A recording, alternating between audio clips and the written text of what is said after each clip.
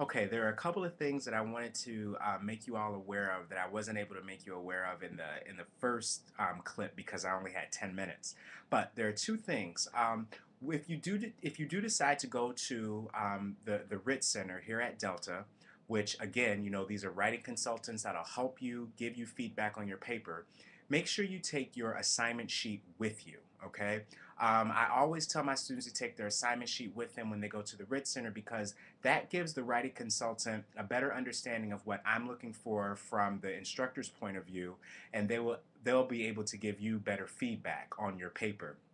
If you decide to submit your rough draft online to the RIT Center, go ahead and submit that assignment sheet as well. Just let them know that you are submitting the assignment sheet with the rough draft so that they know that they have a better understanding, again, of what I'm looking for, and they'll be able to give you better feedback.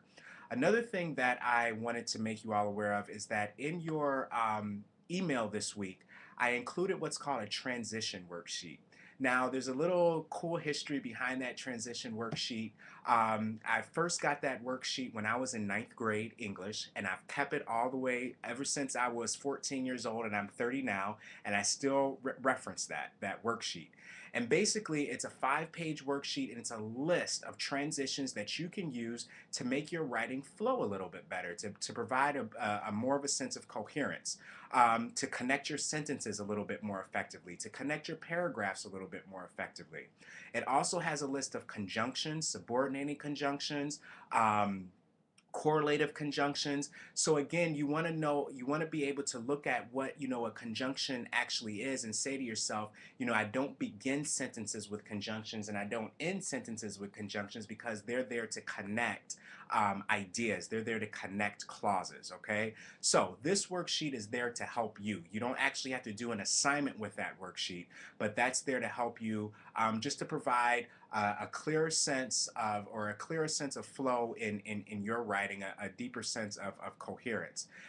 On the back of that transition worksheet, there's a long list of words that you can use instead of say. Okay, so for example, if you're creating an attributive tag and you're saying that X author states, you don't want to say that X author says or X author talks about because technically that author is not talking to you.